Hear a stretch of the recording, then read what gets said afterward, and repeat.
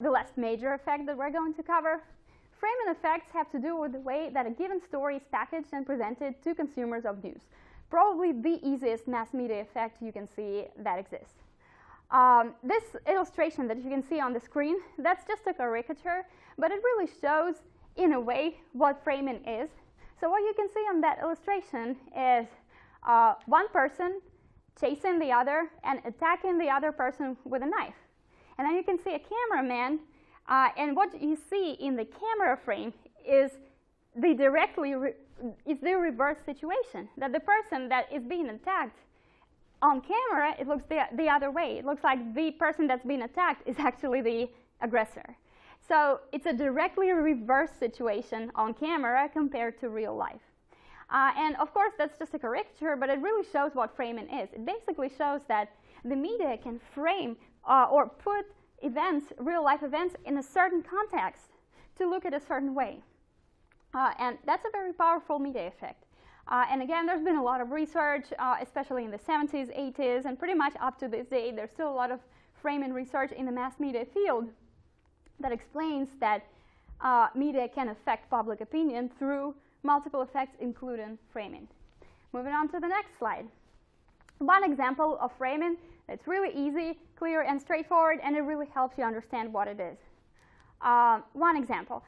In the most classical understanding of framing, which mass media field has adopted from economic studies, is the idea that the same fact, the same neutral real fact that exists in real life, can be interpreted in two opposite different ways. Negative and positive, obviously, and that's the most classical understanding of framing. So here's one example. You see a picture of a bunny, of a rabbit, and there's two different messages attached to it. One is positive. It says, if you donate money to this charity, this cute bunny will live happily ever after. That's positive framing, right? Another framing type, negative framing. The same picture of a bunny, the fact is still pretty neutral that this rabbit exists. Negative framing would be, if you don't donate money, this cute bunny will die. And actually, there's been a lot of research when scholars try to understand what kind of framing motivates people more. And there's been mixed findings there. Most research shows that negative framing sometimes works. That's why you see so many charity advertising clips on Facebook that show you really devastating things happening in the world, or what's happening to animals in shelters, or how what's happening to, let's say, kids that are orphans and they need someone to adopt them, right? Or what's happening in war conflict zones in the world. You see all those devastating negative things, and it motivates you, let's say, to donate or go volunteer. So negative framing does work in some cases. But when you use too much of it, certain research indicates that at some point when there's too much negativity in framing, people just tend to stop paying attention. So again, it's a pretty serious balance between positive framing and negative framing. But it has very significant implications for the choices we make as consumers, as voters, on a daily basis. Moving on to the next slide. Another, probably the most classical example of framing that you can even see in some economic studies, you have one neutral fact. The steak is 70% lean and 30% fat. So 70% lean, 30% fat, that's just the fact. That's how it is, right? So which one of those two facts that are both true you would use in advertising? Of course, you will probably say, oh, our steaks are so great, they're 70% lean, which is associated with positive connotation. And that's positive framing. If it's your competitor, they will say, no, don't buy their steaks because they're 30% fat. That's not good for your health. Negative connotation, that's negative framing. So again, we take the same fact, nothing changed there, right? The reality is still the same. But we can interpret it in two completely opposite ways. And that's exactly what framing is. Again, in its most classical understanding. The understanding of this term has slightly shifted later in the late 1990s and early 2000s, but we'll talk about that later. Moving on to the next slide. Example of framing in politics. I won't go too political here, but that's just one example to sort of make it more relatable to our current, political situation. There is a fact that Trump owns businesses, or he used to own businesses, right? Again, you can frame it in two opposite ways, and both of them you've seen in the media coverage. A positive way to frame this fact would be to say that if he's already rich, there's no corruption in his administration because he has no reason to steal, right? If he's already financially successful. That's a way to positively frame his experience as a businessman. Another way to positively frame it, and of course you've seen that a lot in mass media, is to say that, well, if he owned businesses, he probably has significant knowledge about how economy works, how to help businesses, and so on. Again, that's a way to positively frame it. Now look at this. We have the same exact fact that Trump owns businesses. That's a fact. And we can frame this same exact fact in a dramatically different way, completely opposite. We can say that, well, if he owns businesses, what about the needs of ordinary people? If he represents this financially successful or rich group of the community, how do they know what ordinary people are facing? How do they know our struggles, right? That's a way to negatively frame his same experience of being a business owner. And another way to frame it negatively would be, for example, to say that if he's a business owner, isn't he going to think about those that are already rich and privileged? Isn't a business owner interested in developing his own business or businesses of people from the same economic class? So again, that would be a negative framing of the same fact. And that's just one political example, but as you can see, with that previous example with a steak, you can see framing in commercial advertising. As you can see in this example, framing exists, of course, in political news coverage and political campaigning. And as you could see in the first slide, with that example about a rabbit charity that helps animals, framing is also used in by charities, nonprofits, and so on. So all kinds of communication using mass media as a transmitter of the message, they all implement framing to communicate a certain message to the population.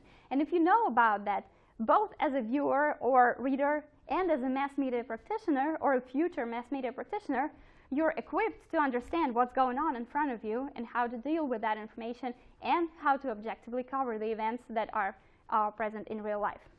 Moving on to the next slide. And the next one. We're going to skip this one.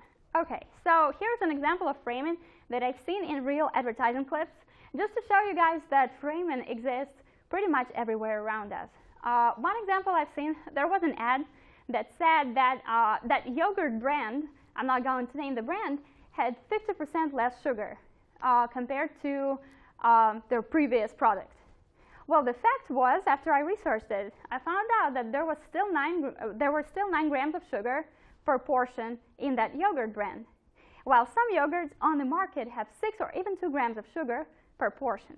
So the yogurt is being advertised as a healthy product because it has 50% less sugar. But in fact, it still has 9 grams of sugar per portion, which is pretty significant. It just has 50% less than it previously had. So that's a way to frame something, right?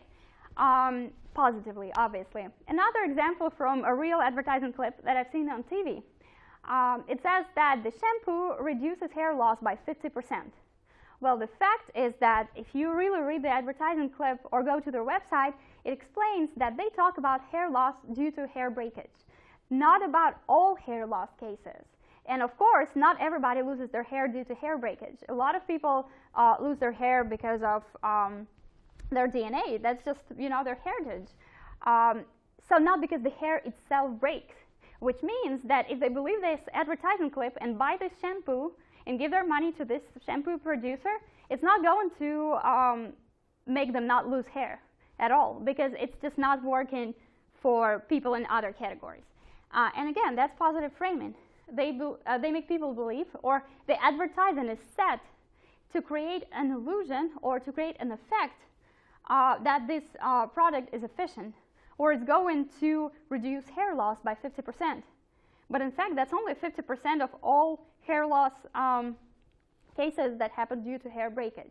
But if you take all hair loss reasons, that's not going to be 50%. It's going to be significantly smaller. So again, that's an example of how actual numbers and facts can be framed in commercial advertising. So it's not only political. You can see framing pretty much in every area of life and every area of mass media practice. Moving on to the next slide. So framing, let's conclude. What do we know about it and what it is? There's been a lot of research on framing, obviously, and as I mentioned, originally this term was coined by economic scholars that were trying to understand what makes people make certain decisions, or when people are willing to risk when it comes to economic decisions. But then this term was adopted by mass communication scholars to describe mass media messages and how they affect public opinion. Moving on to the next slide. So what are different views on framing effects? Remember I mentioned that the most classical understanding of what framing is states that it's just simply interpreting the same exact fact in two different ways. Well, later studies have been expanding this definition. And pretty much the way you can see framing now in modern studies is just a way to frame something in terms of semantic connotation. So for example, framing as semantic cues or alternative definitions using certain lexical choices or word choices to communicate a certain connotation. What I mean by that? We can say in a news story, poor people, or we can say people on welfare. What term do you think will cause sympathy versus what term will cause judgment? Of course, if we say poor people, it already, by connotation, causes sympathy. If people are poor, they probably need some help, right? But if you use the term people on welfare, it automatically makes it sound, just by connotation, like they're just using some resources, right? It doesn't cause that much sympathy. And those word choices, they're being used by mass media practitioners to frame their position or to frame certain facts. And again, I'm not saying it's good or bad, that's just one of the media effects that you can see in mass media. And sometimes certain genres like opinion columns or opinion television pieces or programs, they're all built on framing. Another understanding of framing, frames as genres of news. There's the typology here. Scholars distinguish between episodic and thematic framing in the news. It is especially relevant for television news. If we talk about episodic framing, this means that an event is being reflected in the news or in a news clip as just one instance. Let's say we have a news piece about a homeless person that robbed a bank. Just a hypothetical example. And what you see in a news clip, just a little piece explaining that the bank robbery happened, the person that did it was jobless, homeless, and then you have a couple of quotes from the police officer, period. That's all you know about the situation. That's episodic framing. It just shows you what happened. That's really it. Thematic framing is a significantly more deep reflection of what happened in the news. So thematic framing doesn't just answer the questions of what, when, and who. It also answers the questions of why and how. And that significantly expands our understanding of the situation, right? So that same example with a homeless person, a hypothetical homeless person that robbed a bank, what would be a thematic framing if we talk about this news clip? In this case, the reporter would go a little deeper and explain the context behind this story. And maybe we would find out that this person became homeless because of certain life circumstances. Maybe this person became homeless because he couldn't pay his medical bills and he was fighting some serious illness. And that's a completely different story, right? When we answer questions why and how, the story becomes much more expanded, and that's thematic framing. And essentially, thematic framing provides more quality, more context, and more depth into the story because it gives the viewers or the readers or the listeners the tools to understand the situation at a way deeper level. Same thing with using underlying social issues behind every story. Why this person was homeless? Do we have a problem of homelessness in the society? Why this person was jobless? Do we have an issue with the lack of jobs in the community? That's a significantly deeper issue than just one instance of a person robbing a bank, right? So thematic framing essentially doesn't just cover this one instance, but it covers the whole societal issue behind it and provides significantly more context to it. So these two types of frames, episodic, thematic frames, they also exist as categories. Then the question of equivalent content. Framing requires high level of equivalence. What does this mean? It means that if we frame a certain fact, it has to be the same fact that we frame positively or negatively. Like in that example with the steak, it's the same exact fact that the ratio of fat versus lean was 30 by 70%. The same exact fact, it's equivalent. And then we just frame it in two different ways. So there's this understanding of framing by some scholars that we have to have this equivalency here. And then Druckmann actually covered the issue of equivalency, and he categorized all framing studies into two groups. He noted that there are some studies that highlight this equivalency that basically say that framing is always based in interpreting the same exact fact in two opposite ways. And then there's the second group of studies that show that framing is just based on emphasis. So whatever you emphasize, that's your framing. So it doesn't have to be based on equivalency. And the status of letter is questionable. There's a lot of debate going on about it in the scientific community, just like pretty much about everything that people try to research or study, because it's a pretty sophisticated process trying to understand how mass media work in a human society. But it's good to know about those perspectives as they exist, because then you will make informed choices as a mass media practitioner. When you decide to frame something a certain way in your TV package, or you decide to frame some problem a certain way in your news story, you will know about all those options and existing theories and approaches to it, and you will know exactly what you're doing as a mass media practitioner instead of just sort of wandering in the dark. So it's good to know that just to make informed choices as a content creator. And moving on to the next slide. So essentially, what's the difference between framing and priming? A lot of people get confused because they do sound somewhat similar, but there are some major differences here. So first of all, priming highlights the major issues that will be used by people to evaluate politicians or companies, right? So priming is attached to an action of voting, of buying, of making a consumer's choice, and so on. Priming is based on the notion that we cast our ballots or make our choices having some pre-existing information in mind, so we're primed. Thus, priming determines what exact issues we will recall while evaluating officials. And framing, if we think about it, is a completely different effect, because it's about framing the same exact fact in two different ways. While priming is about being primed before we evaluate officials. So while both of them are effects that can affect our beliefs and life choices, essentially framing is just related to how we see certain things. But priming is related to priming people before they make a choice, as voters, as consumers, and so on.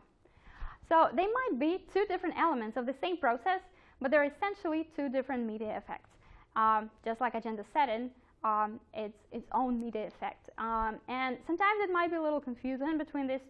It's easy to confuse these three, but the more you read about them, the more you realize what the differences are.